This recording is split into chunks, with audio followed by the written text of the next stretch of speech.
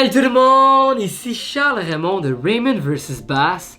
J'espère que vous allez très bien. Aujourd'hui, pour cette vidéo, on va regarder ensemble les différents types de fil à pêche parce que c'est tout le temps un sujet assez en demande et il y a plein de choses à parler à propos du fil à pêche.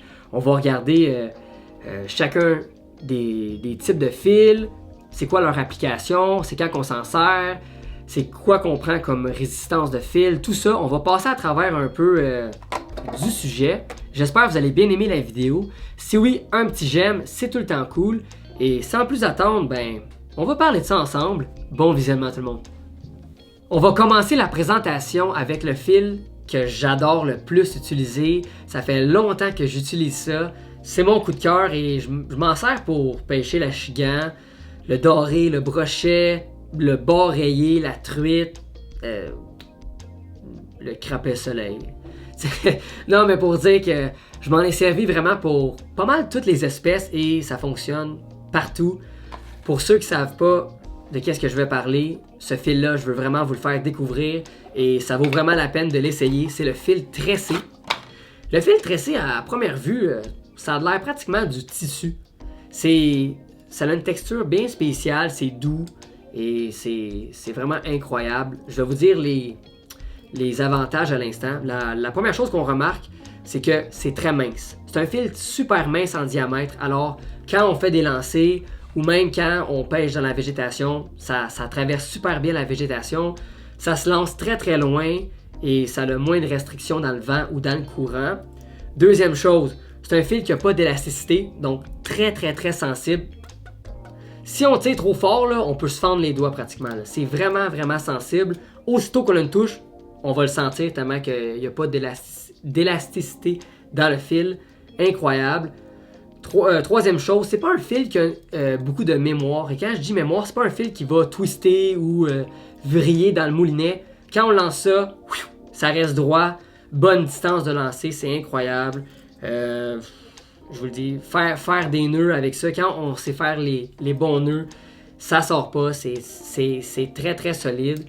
Et j'ai-tu oublié quelque chose? Peut-être, là, ça va peut-être me revenir. Mais dans un des désavantages que le fil tressé a, c'est que c'est pas transparent. Et c'est sûr que quand on travaille ça souvent dans les roches, le fil peut s'abîmer et casser. C'est pour ça que le fil tressé, en général, on va l'utiliser avec un buddling en fluorocarbone. Et le fluorocarbone, ben, à quoi ça sert? Ça sert à avoir une meilleure présentation dans l'eau, une transparence, mais on n'est pas obligé d'avoir nécessairement un buddling. Ça va toujours aider à avoir un buddling attaché au bout de notre fil tressé, mais c'est juste un plus. Moi, je l'utilise en eau claire, dans les lacs, dans les rivières, que l'eau est généralement clair pour avoir la meilleure présentation, le réalisme qu'on veut avoir avec notre leurre. Mais c'est pas obligatoire. Tu sais, quand on pêche dans les affluents du fleuve Saint-Laurent, que l'eau est quand même sale, embrouillée, on peut utiliser directement le fil tressé et ça va faire la job quand même. C'est juste un plus. Mais c'est ça, le fil tressé, là, c'est vraiment incroyable. Et j'entends souvent là, des questions dans le genre je viens de m'acheter un kit lancer léger pour pêcher le brochet, la chigan, le doré, la truite. Qu'est-ce que je mets dans mon moulinet? En général, un moulinet standard, c'est la taille 2500. Et dans un 2500, j'utilise 10 à 15 livres tressés. Une bobine complète de 150 verges.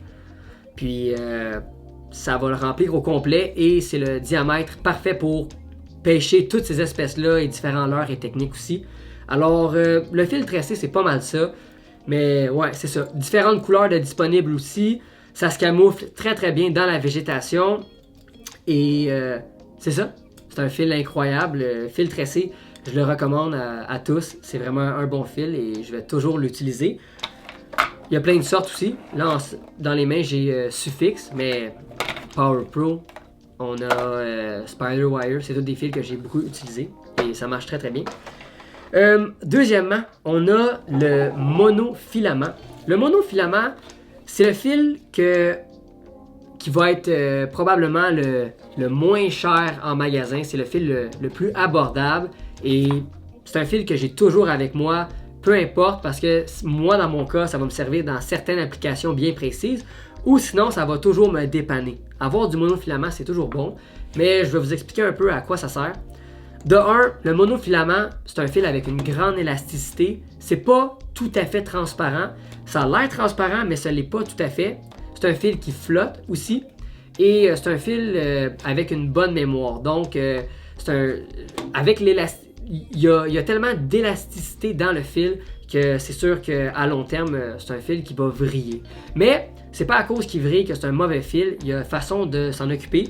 Moi, je m'en sers beaucoup pour mes leurres de surface, tout ce qui est popper et style de leurre qu'on va garder à la surface. À cause que le fil a une bonne élasticité, j'ai bien de la misère à dire ce mot-là. Il y a tout le temps des mots dans mes vidéos que j'ai plus de misère que d'autres. Puis le mot élasticité, c'est difficile à prononcer, surtout quand on le dit plusieurs fois. Mais vous le savez, vous le comprenez. Ce fil-là, beaucoup d'élasticité et c'est bon pour travailler des leurres de surface. Et d'autres leurres comme le crankbait aussi, quand on va travailler avec une canne molle, le fait que c'est un fil qui est très élastique, ça va bien absorber la vibration dans l'eau ou les bonnes saccades. Donc c'est un fil qui est très utile quand même, sauf que je vais l'utiliser un peu moins souvent que les autres fils que je vais vous parler.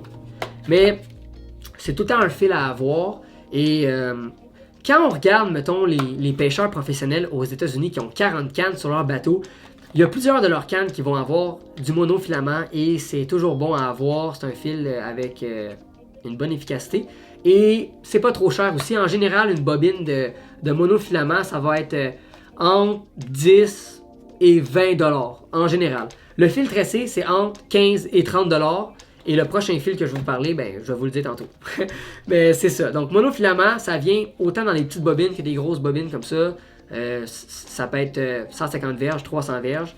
Puis aussi, j'allais oublier, la pêche à la traîne, c'est un fil excellent pour pêcher à la traîne dans certaines situations.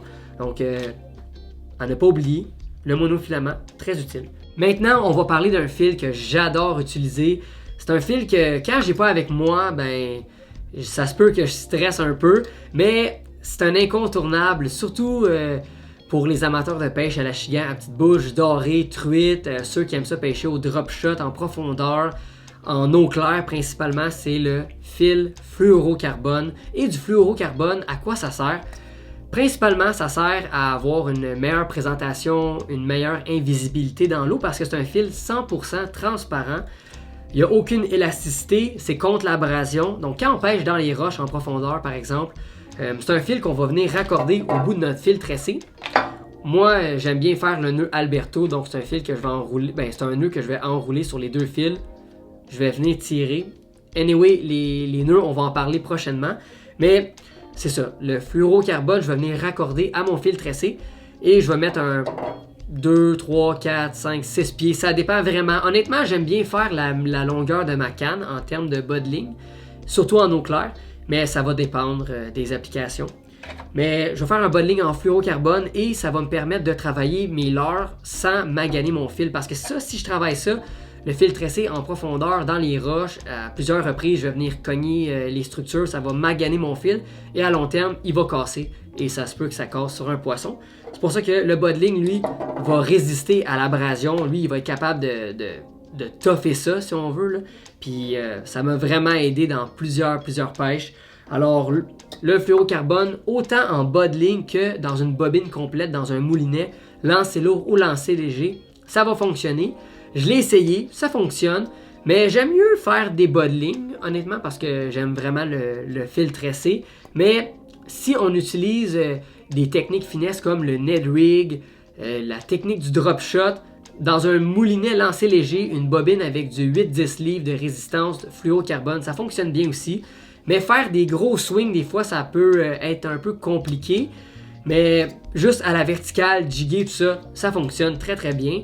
Et on peut l'entretenir aussi, autant le monofilament que le fluorocarbone, on peut l'entretenir avec un petit spray que je vais mettre à l'écran. C'est comme un genre de lubrifiant à fil un peu. Ça va permettre d'avoir un fil qui va mieux se lancer. Il va être moins sec, tout ça, parce qu'avec le soleil, la chaleur, c'est un fil qui va un peu sécher quand on a une bobine complète dans notre moulinet. C'est pour ça qu'il faut l'entretenir, mais avec des bas de ligne, aucun stress, ça fonctionne très très bien. Et c'est ça, je pense qu'on a fait pas mal le tour des 3 types de fils. Ça conclut pas mal la présentation. Et là, je vais prendre une gorgée d'eau parce que j'ai vraiment soif. Bon, c'est ça, hein, parler pendant plusieurs minutes quand on n'arrête pas, on a soif. Mais c'est ça. Je pense qu'on a fait le tour. Si vous avez d'autres questions, dans les commentaires plus bas, ça va me faire plaisir d'y répondre. Et comme d'habitude, j'espère que vous allez bien aimer. Si oui, un petit j'aime, c'est tout le temps cool. Et on se revoit très bientôt sur un autre épisode de Raymond vs Bass. À la prochaine tout le monde!